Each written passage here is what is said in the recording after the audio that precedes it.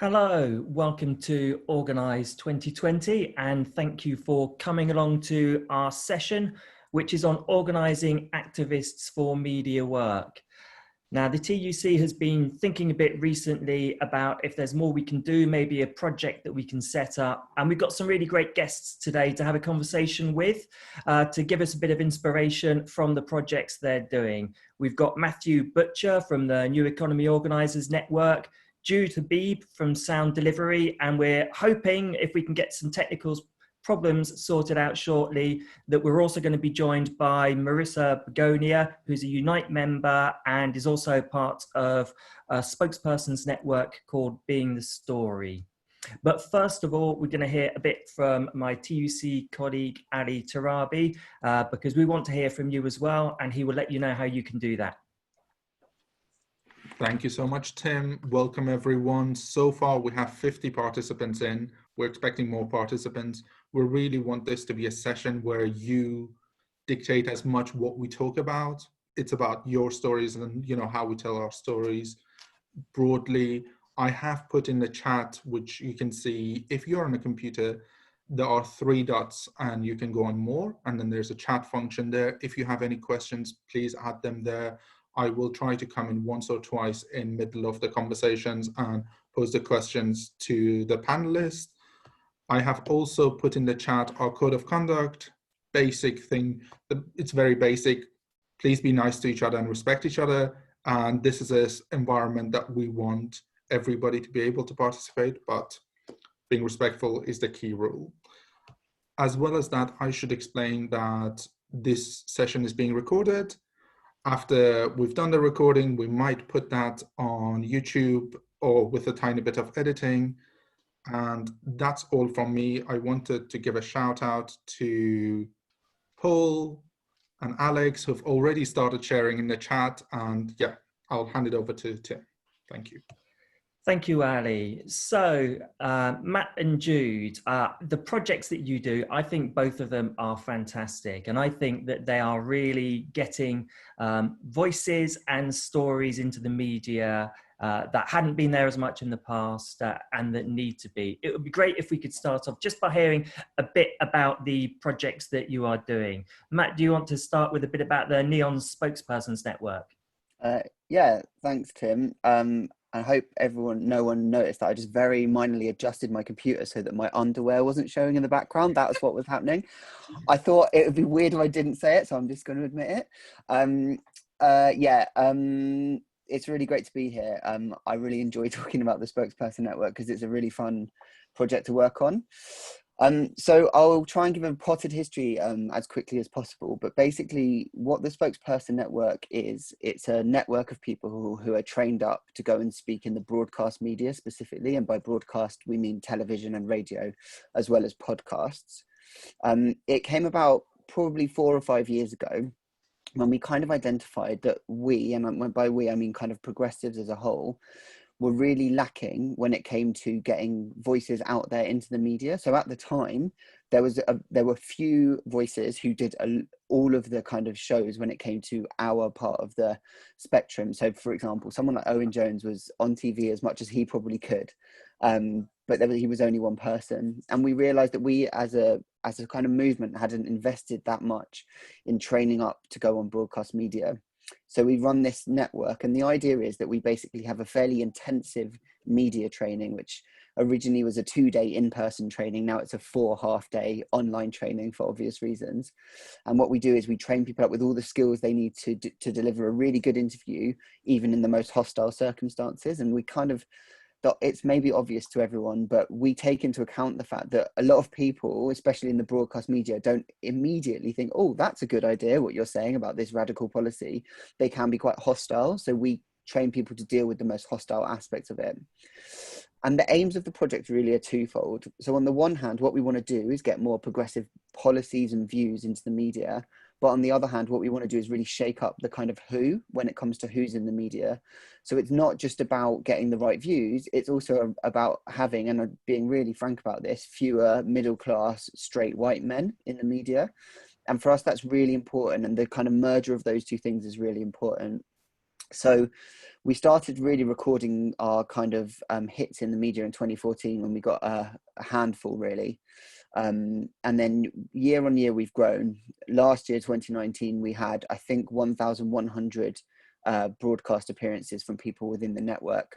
And very, very briefly, how it works is that on every single day, one of us who works on the spokesperson network will see what's happening in the media, see what the main stories are, and see if there's anyone in our network who we've trained who might go and do some broadcast media. So yesterday is a really good example, and there was this so-called mini budget. So we had, I think, 5 different economists, people like Miata Fambula from the New Economics Foundation, to an economist based in Scotland who was specifically focusing on that. And we then sent out a pitch in the morning to lots of producers who are the people who put together the shows during the day, and giving them an option of these different people who could go and do some media. And then we had, I don't know, we had maybe 15 different shows yesterday where people kind of went and gave their views. And the final thing that I'd say is that for us, it's all about working with broadcasters to give them something, to give them people who are able and willing to go onto their shows at short notice. And so we try and be really responsive. It's quite a kind of fast-paced working environment, as well as much as possible kind of being supportive to the spokespeople themselves, because it's not easy work going and doing broadcast media. Well, I've certainly seen a lot of the people that you've trained over the last couple of years or so. It's really great to see how much it's increased that volume. I think, Jude, probably the people with your projects that you've worked with, you're taking a slightly different approach in terms of maybe the sort of people that you're bringing into the media. So our work absolutely complements the work of Neon. I am absolutely passionate about getting more diverse voices and new perspectives in the media, and looking at how we can tackle some of the big social issues, be more solutions focused. And that comes through people with direct experience of those issues, who through my work over the years told me that they didn't feel listened to, they didn't feel represented, that people were having conversations about the issues where they felt that they had something to say. So we put together a pilot program. So we're kind of early stages, where we brought a cohort of people with direct experience of the care system, street prostitution, addiction, homelessness, modern day slavery, and we brought them together as a cohort, and we put them through an intensive program over a period of time. It's actually over 6 months, and it lasted a year in the end, where we put them through training in digital leadership, where they could use Twitter and Facebook and social media and blogging and vlogging to be more visible. We put them through, confidence and imposter syndrome was a big issue with a lot of the people we were working with. Media literacy, there's quite an animosity towards the media. So understanding the media, that they're not all the same, how we can work with the media, building interactions and meeting journalists. So we went on site visits to Channel 4 and the BBC. We invited different journalists to meet them, to build their media confidence, and put them through media training at the end. And really the idea was that they would become more visible, more confident, more able to really share their lived experience, direct experience, and be more confident to do that. And then we would find them media opportunities. A big part of the program was media mentors.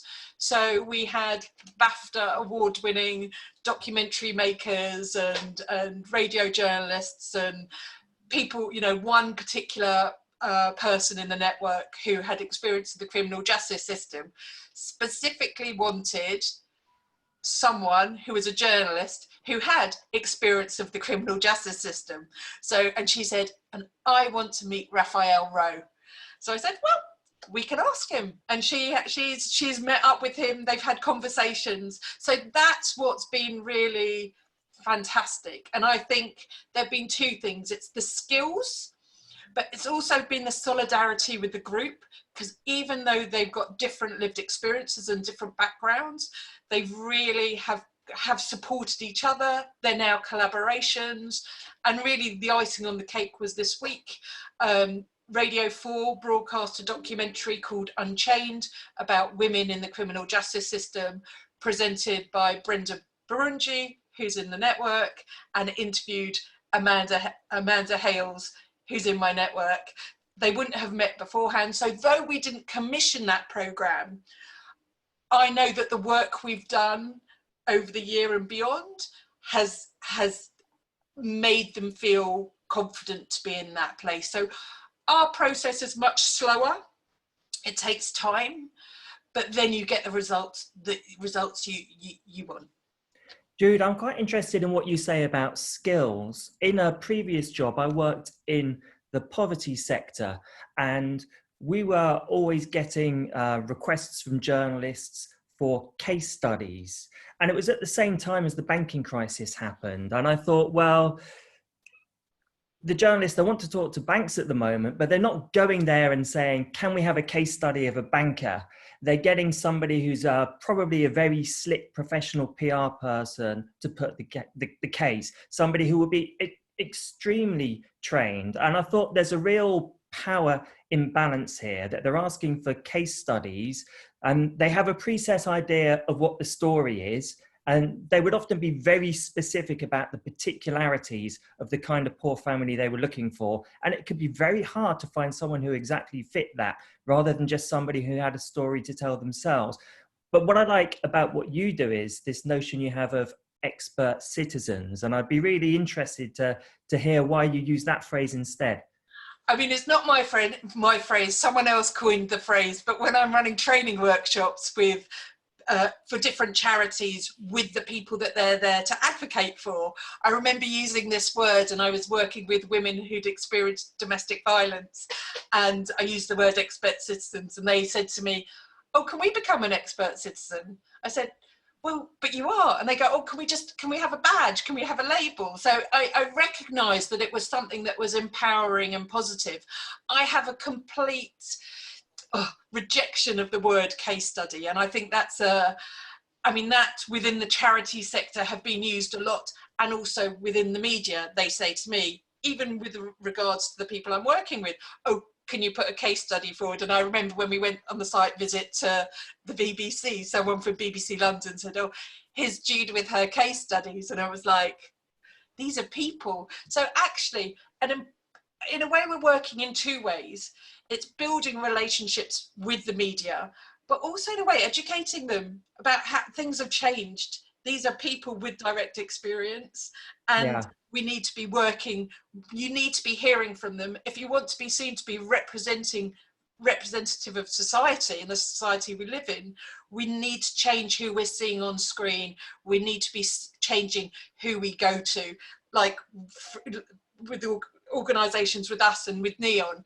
And so I think our work is really about how we work together, you know, and I think that is definitely something that's changing, and that people are definitely, we're only a small organisation, that journalists from Channel 4 News, from the Sunday Times, from different parts of the BBC, it's so huge, are coming to us just to have kind of conversations about the stories they're trying to tell, and how we can work together to tell those stories.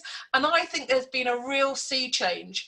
And the other thing I would say very briefly is that what's interesting is the journalists, the on-air talent is suddenly slightly changing over the years. And I'm seeing that there are journalists with lived experience of the care system, with lived experience of addiction and homelessness and the criminal justice system, who are now on air. And what you're getting is more nuanced stories, and also an empathy, and also they're telling stories with different angles. And I think that is also been led by those journalists. So I feel very positive about the work that us and Neon are doing. Matt, I think that the notion of a spokesperson can also be quite a limiting thing as well. Do you feel that you are educating the media a bit on who a spokesperson can be? And does it have to be a chief executive or a general secretary, or can it be a trade union member or a workplace rep? Yeah, I mean, I think that's a great question. And so, like, I always want to say this, but like the work that Jude's doing is amazing. Every time I hear about it, I'm so impressed, and it's really great. But for us, definitely, the way that we conceive it actually is, I like to call it a kind of expert advocate. And so basically the expertise, it can be because you're an economist and you've got a PhD in microeconomics, or it can be your expertise is because you're in a workplace and you know what it's like. Like that is absolutely being an expert. And then the advocate bit is because you want to advocate for something to change, because ultimately for us, that's the most important thing. Like it's really easy. And I do this all the time. I'm guilty of it. You look at how many bookings you've got in the media and like, this is a success. Look at all these bookings in the media. But the reason to speak to the media is actually to speak through the media to the people out there in the real world who you want to make a case to about something. So whether it's a workplace issue, for example, if you're looking specifically at trade unions, for us, what would be an amazing thing is if there were more spokespeople who were just people who were working, who had something to say about a workplace issue. Now, whether it's something like going on strike or just a general issue, if it's job losses. I mean, one of the sad things today, right, is we see lots of stories about job losses, a few really tragic cases today. Now, who do the media tend to interview? Yeah, they do go for the chief executives of those companies, and then maybe they'll go for senior people within the union movement. But I certainly think it would be a good thing for all of us if there was more spokespeople who were directly affected by these issues. And so I think that you're absolutely right, Tim. Like the term spokespeople can feel limiting, and it also can feel quite nerve-wracking for a lot of people, because you see someone, you know, on Politics Live maybe, or on Good Morning Britain, and you're like, oh my goodness, I never want to do that. And I don't blame people who never want to do that. But actually so much of the media, there's local media, there's regional media, there's lots of media that maybe it doesn't get shared millions of times on Twitter, for example, but it's actually really watched by a lot of people. So for us, it's all about building up spokespeople in that way. And just one specific example outside of the union movement, but a kind of adjacent thing that we've really worked on a lot, is we work a lot with renters organizations, so tenants unions. And that's been really powerful, because often the people who come from them are a member of a tenants union, and they know a lot about the general situation when it comes to being a renter, right? But they're also renters themselves. And so they're advocating kind of on behalf of an organization, but they're also saying, this is real for me. And they're telling that story. And, you know, we know, because there's been lots of testing on this, that when you tell a story, people tend to understand it better, can relate better. And then if you tie that in, and Jude said it so nicely, you always tie it in with a solution. You're always going to advocate for something, because that's how we push our campaigns forward. For us, that can make a really powerful spokesperson. Now, I'm hoping that we're going to be able to hear from Marissa. I can see a box has come up for Marissa without video, and it's currently muted. If you can hear us, Marissa, are you able to unmute and we can hear from you about being a spokesperson yourself? Hey, good morning, everybody. Sorry about that. I'm having difficulties with technology, but at least you can hear me. I guess so. Yeah, thank you so much. Well, from the very beginning of the Voice of, I'm by the way from the Voice of Domestic Workers. I'm domestic worker myself, so I'm very much in this media for quite some time, and how much we needed the media to be heard from our isolation, and actually encourage more our members, you know, to be not just me as a spokesperson, but each and everyone in our membership, in our community, can actually be a spokesperson. But of course, I think building that confidence, that courage, you know, to voice out, to stand up, is a long process. But I think the very important, I think they do it, you know. That's the first step. I'm beginning with just talking to them most of the time. I'm sharing with them what I'm doing. I'm showing that to them, and applying also what, like I've been to the Neon actually. I've been trained also. I have personal training with one of the Neons, and also I've been part of the spokesperson project by Sound Delivery, and being the story. I'm also one of the speakers. Even I've been doing this for quite some times, but I think help, support, it really matters, you know. And I can say I'm always nervous all the time, because sometimes I'm not expecting what would be the questions, what I'm going to say, and I'm not even prepared, you know, as full-time domestic worker and as also full-time the voice of domestic worker, Unite the Union rep, you know, so many things happening that I couldn't even sit down and prepare a speech whatsoever, yeah. So, but Like, I think general secretaries I've been are doing that nervous for so too. long, yeah. General secretaries are nervous too when they do interviews. I can tell you that from Yeah. working with them, and so I hope that doesn't put anyone off. But I know that you work closely with others and give each other mutual support and encouragement.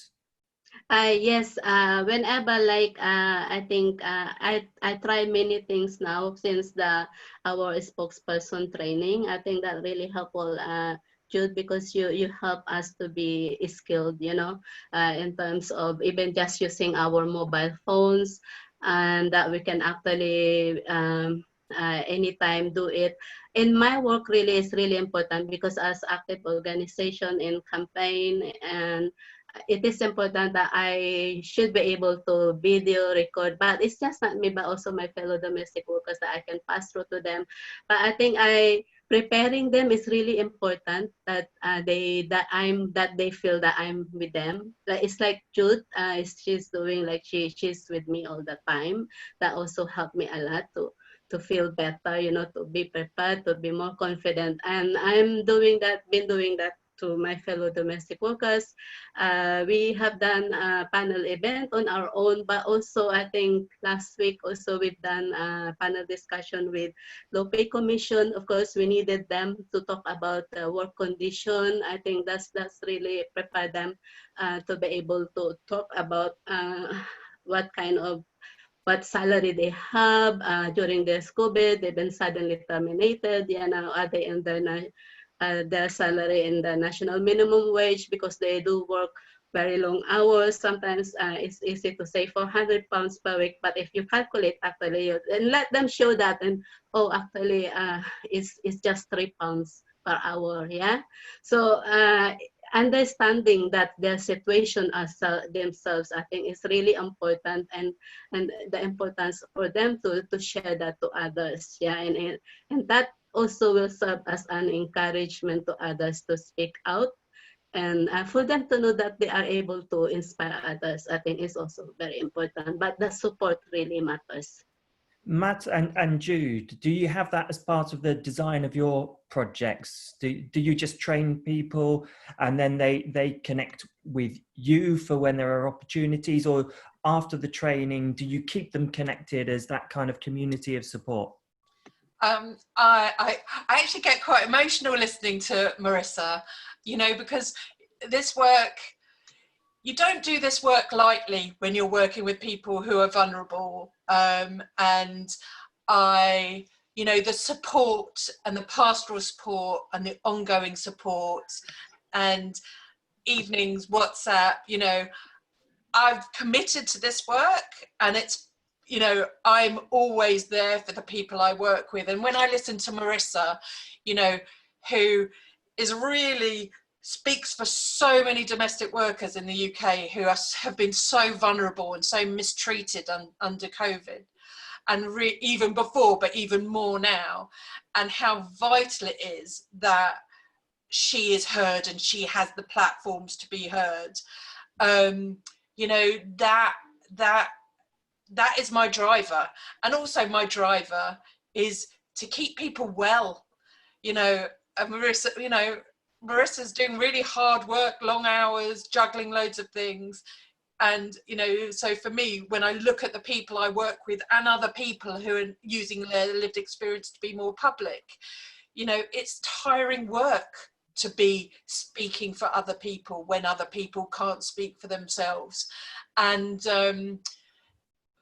the support that is just vital. And, you know, that's something I really take very seriously, because I want to look after people. You know, I see myself as an ally. I'm an active ally to people within my network, and wider people who really are being brave to speak publicly about their lived experience and trying to challenge systems that have failed them. Matt, can we just hear quickly on that community aspect from you? And then I think we'll go to Ali and hear a few of the questions we've been getting.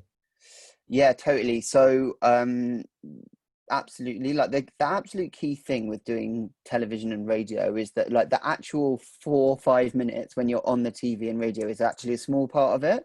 There's a lot that comes before, which is the training, the preparation, getting your key messages right, and the support. And then there's the after, which is also like support, feedback, what went well, what could go better. And so at Neon, we certainly try and offer that as much as possible. But I also need to be honest about the fact that we're a small team with multiple bookings. And so we can't always offer as much individual support to each person as we would really like to. But then what's really brilliant about the kind of the networks set up is that our spokesperson network, which has about 70 or so people on, is really mutually supportive. So now we're doing as part of it, each time we have a cohort of people, they will then have their own WhatsApp group, which is like buzzing with support. We recently did a training just with health workers, for example, and it's really brilliant to see those health workers all giving each other support. Oh, you did really great in this media thing that you did, or here's an opportunity that you might want to follow up. So for us, it's part of that. And it's actually one of the most powerful things about it is that because people go through the training together, they kind of help each other work out like difficult questions. So I'm sure there's people on this call now who are thinking, oh, but if I went on the media, they would definitely ask me this difficult question, and how would I answer it? And the really great thing about doing kind of training and thinking about this stuff is that you don't then have to come up with that answer yourself, but you're in a room of other people who can collectively come up with that really, really difficult question. So the obvious one that we get all the time, right, is on so many issues, it's like, that's really important, but how would you pay for it? And so to collectively come up with a few really good responses to that is much more powerful than just one person coming up with it by themselves and then being part of that feedback process after. So yeah, the network approach, I really believe strongly in, as Jude was saying. Ali, what are we hearing from our audience? Well, there is, thanks to people who've been sharing where they're coming from and what experience they had. It's a really, as with trade union movements, really wide range of experiences, from people who are just interested in the matter to, I think, one of our participants who's a broadcast journalist, has been a broadcast journalist for 20 years. So, this is, I think, the networks that we are talking about. When we come together, we have these networks that we can tap into. I have 3 specific questions that I'm going to point out. Sabra has asked, how do we feel and how do we deal when media is giving platform to bigots, to people who have opposing views that are, trying to deny lived experience of people that we want to hear from, and their basic rights and the basic story of themselves?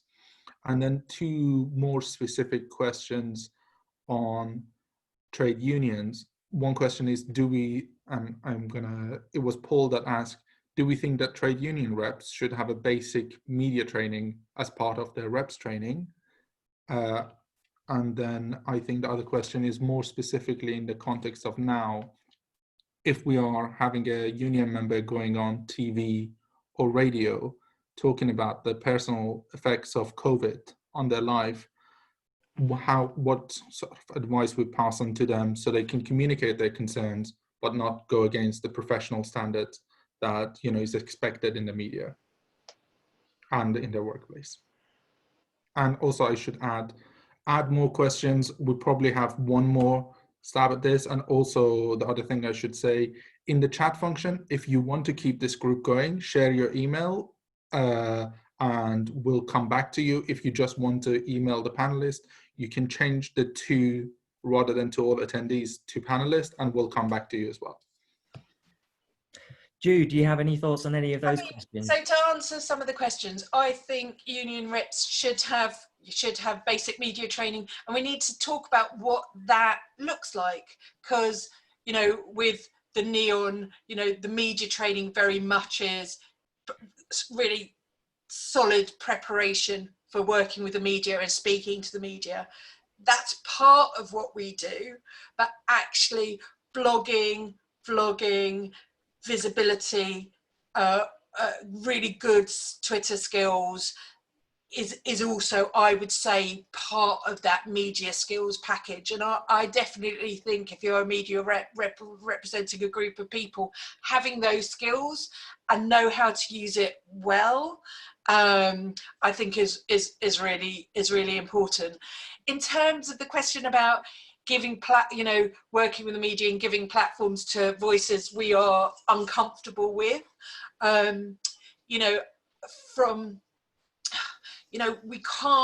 we need to be putting in a positive way, opposing views, or making sure that, you know, the transgender community is more visible.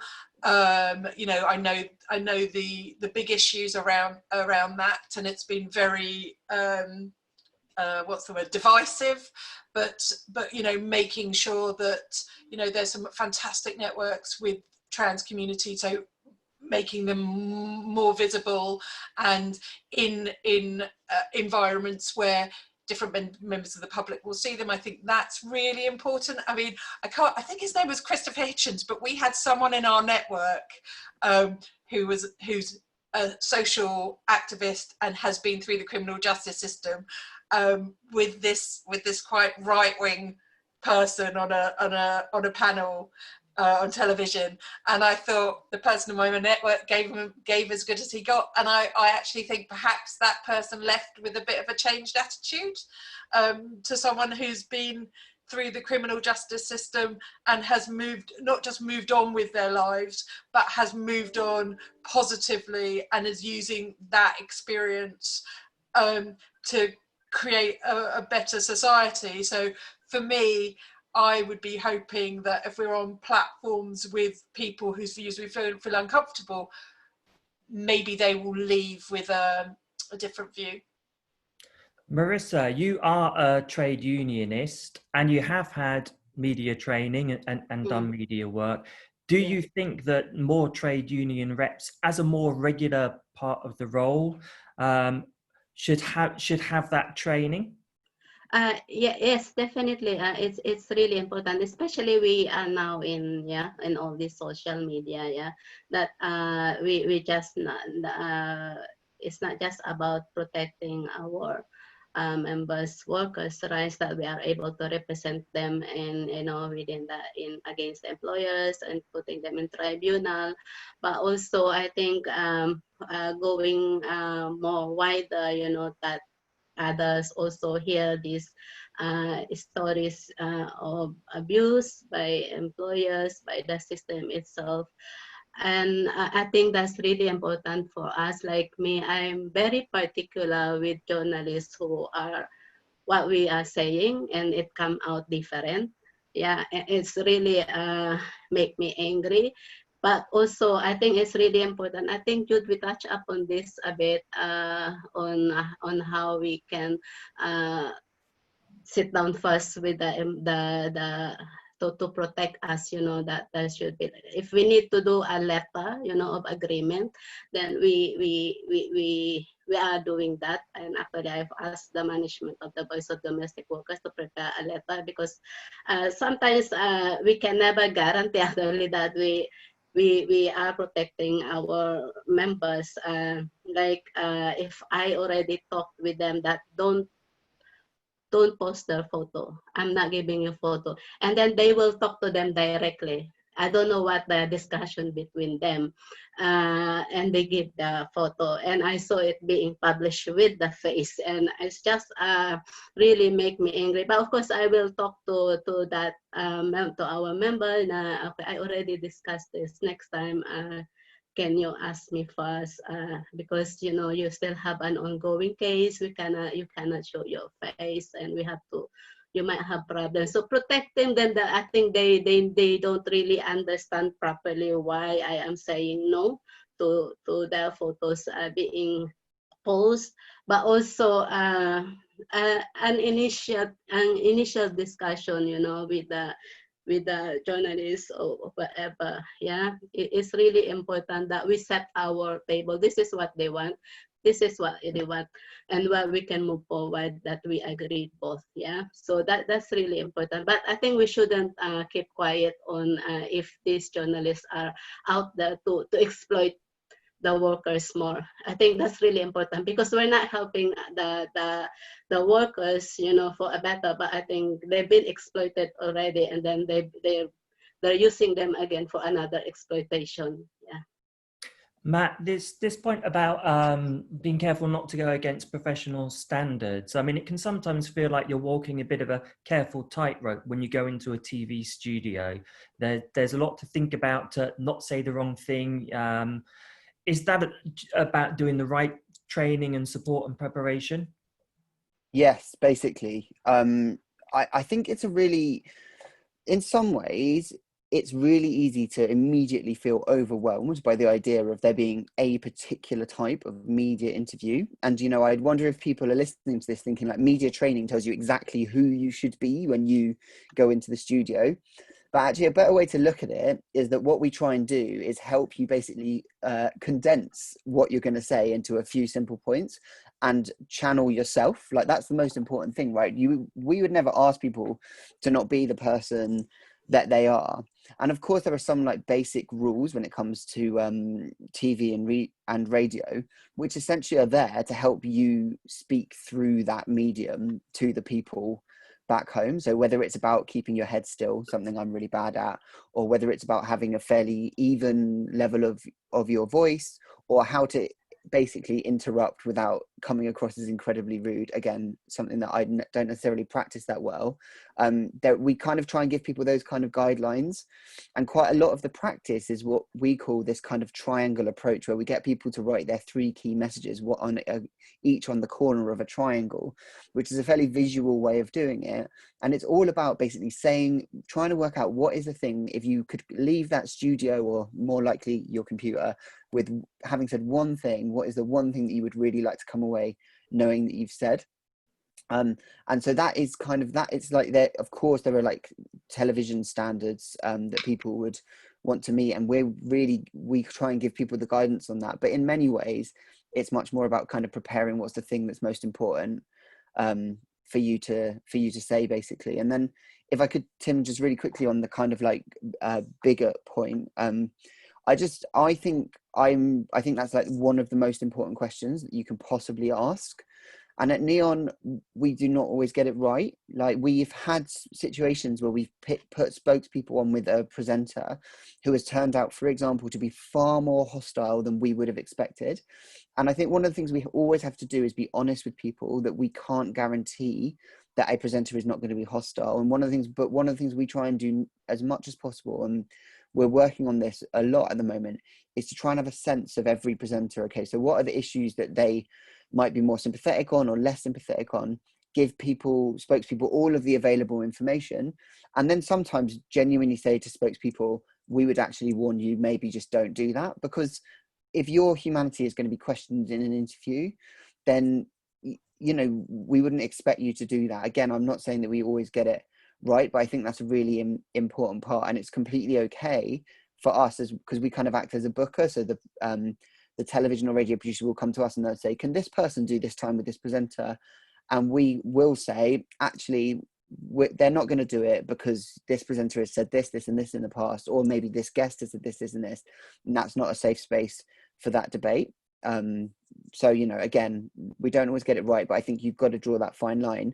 And then sometimes you go on to shows and you can really make a lot of ground, winning people over, exactly as Jude said. That can be done, but it's much harder to do in the face of someone who's essentially being really deeply bigoted. Well, just to give people reassurance, I had a right old drubbing from Nikki Campbell when I did my first radio interview, and it wasn't nice at the time, but you know what, you survive and you move on. And afterwards I did some that I felt really, really great about. As ever, time is racing away from us. We could talk for a long time with this great panel. With this last 5 minutes, I just want to move on to get some last thoughts on. So we've got a challenge with trade unions. We did some polling that found that the net approval ratings for trade unions are not fantastic. They're about comparable with those for multinational companies. And also that the trust score for people is not fantastic either, depending on how you look at it. So the trust score for trade union leaders was 21%. Now, that's better than the Daily Mail, which was 15%. But it's a long way behind a community organisation, which was 40%. Now, a lot of us would say we are a community organisation, and it's also a long way behind one of your personal work colleagues at 56%. So we've got a challenge before us. And in the last little bit, first of all, I will go to Ali for any last questions to feed in for the final thoughts. But I'd also then like to know from the three of you, is there an opportunity here that trade unions need to be pursuing to turn around that image? And what from your projects, what are the key bits of advice or the one key thing that you really think that we would need to be in there in how we put together a project? So first to you, Ali. So 2 questions. George has asked whether the polling could be shared. I don't know about that, but George, email us. Like this is overall challenge. The specific numbers might be a bit different, but the challenge remains. So email us and we'll carry on this conversation overall. And then Karen has asked a question that I think a lot of us struggle with. She has a serious case of, as she puts it, imposter syndrome, of being terribly terrified of being found out. How does she access media training? Okay, we've got about 1 minute each. We'll start with you, Jude. Okay, so in terms of imposter syndrome, I have it. A lot of the people in my network have it. It comes, find people a supportive environment to help you get over it, because if you've got the skill and you've got the expertise, you are the right person to be talking on that subject. And I don't think you ever fully overcome imposter syndrome, but it will get easier, and I think it will get easier.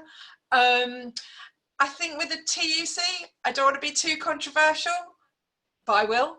I think your leaders have been letting you down, the leaders at the top, and I think we need to be listening to the membership at more of a front line, and I think that is something that I would be encouraging. New voices will change perceptions of unions and union membership. We need unions, we need new union members, but I think there's been the old school leaders have been doing the organisation a disservice, and I'd like to see that change.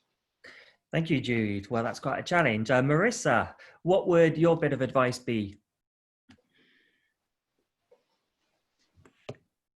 Marissa, I'm going to unmute you. That's all right. Yeah, migrant domestic workers are very isolated, very vulnerable group of workers. And if the voice of domestic workers manage successfully organize them within the trade union or also as independent community charity, why others couldn't do it? Yeah, I think that's a good example that domestic workers have been doing, that they are able to, from a slavery situation, they've been raped, they've been beaten, they've been starved to almost to death and managed to escape, and now able to stand up, able to lobby the government.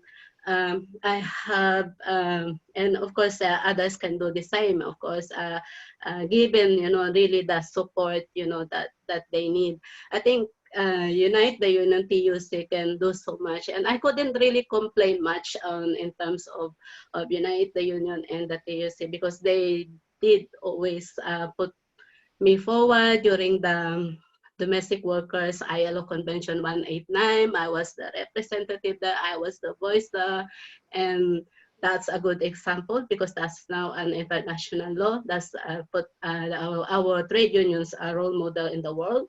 I was in the high level dialogue that we were feeling very, very sad because they're not giving us time to speak. And then I was the speaker of the International Labour Organization in the side event of that event in United Nations, New York.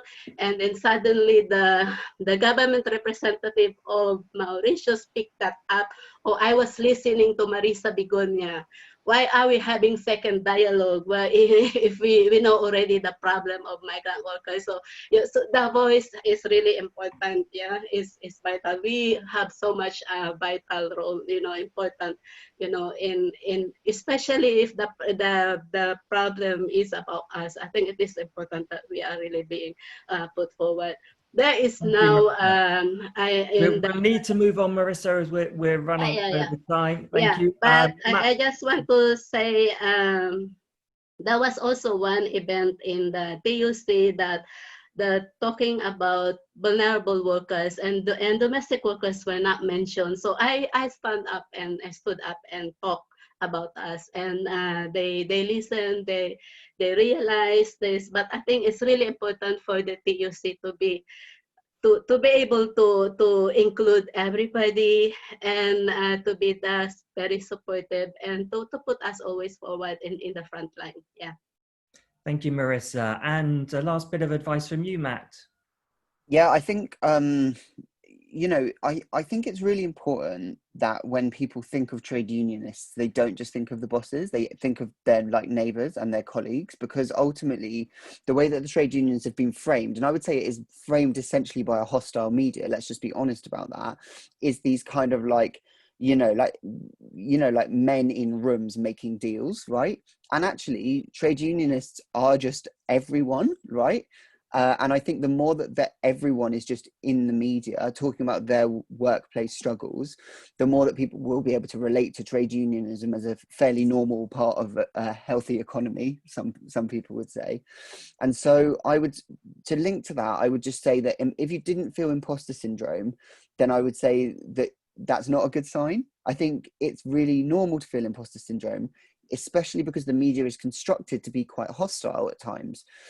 So the end thing that I want to say there is, I think media training for trade unionists is essential, could really change the conversation in a really, really productive way, and could also really address the fact that maybe people do perceive the unions as white, as male, whereas actually trade unions are multi-ethnic. I think that I'm right in saying there's as many women members as men, potentially more women members. And I think that could be a really good chance to shake up the way that people perceive the trade unions, as well as directly giving voice to union members who don't get heard enough. Thank you, Matt. Well, I'm sorry we're going to have to finish there, and I'm very sorry to anyone who had posted in the chat with a question that we didn't manage to get in. But we do want to continue hearing from you. This is a starting point. We really want to explore this idea more. Anyone who is in the audience today is welcome to email me directly and get in touch if they want to be a part of that conversation and share their thoughts and ideas. So I am Tim Nichols. My email is tnichols, which is TNICHOLS @tuc.org.uk. Thank you again to all of our panelists, to Jude, to Matt and to Marissa. Thank you to Ali and also to Inez from the TUC, who's been helping out in the background. There is a fantastic program still to come of Organise 2020. We're only at the beginning of it. This is the first morning. We're running on through into Saturday. So please go onto the TUC website, look at the full program. It's still all open for registration. And thank you very much and enjoy the rest of your day. Bye all. Bye everyone. Bye.